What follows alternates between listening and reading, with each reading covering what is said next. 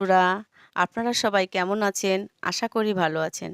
আজ আমি আপনাদের সঙ্গে শেয়ার করব এমনই একটা রেসিপি যা আগে কখনো খাননি। একবার হলেও বানিয়ে খেয়ে দেখুন। এবার চলে আসি মূল রেসিপিতে।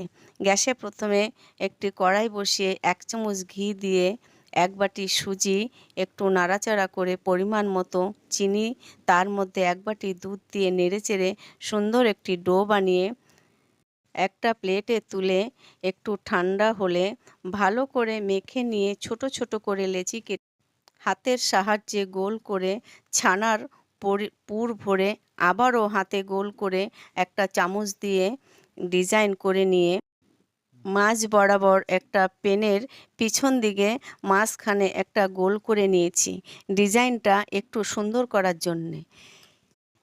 একইভাবে সবগুলো তৈরি করে নিয়েছি।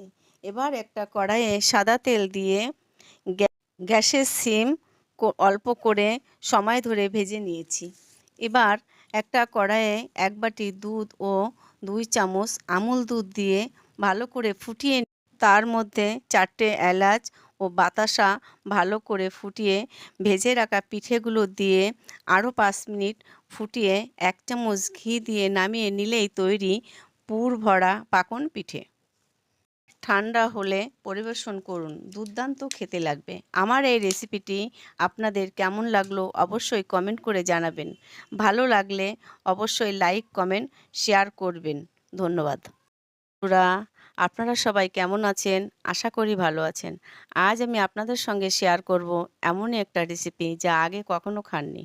একবার হলেও বানিয়ে খেয়ে দেখুন। এবার চলে আসি মূল রেসিপিতে।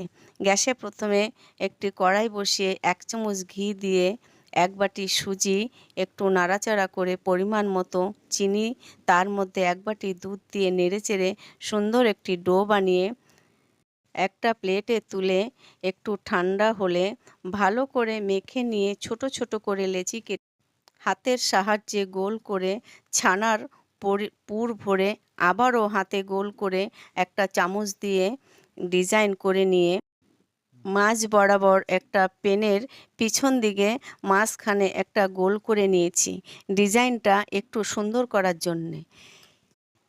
একইভাবে সবগুলো তৈরি করে নিয়েছি। এবার একটা কড়াইয়ে সাদা তেল দিয়ে গ্যাসের সিম অল্প করে সময় ধরে ভেজে নিয়েছি। এবার একটা কড়াইয়ে ১ বাটি দুধ ও ২ চামচ আমুল দুধ দিয়ে ভালো করে ফুটিয়ে তার মধ্যে ৪টে এলাচ ও বাতাসা ভালো করে ফুটিয়ে ভেজে রাখা পিঠেগুলো দিয়ে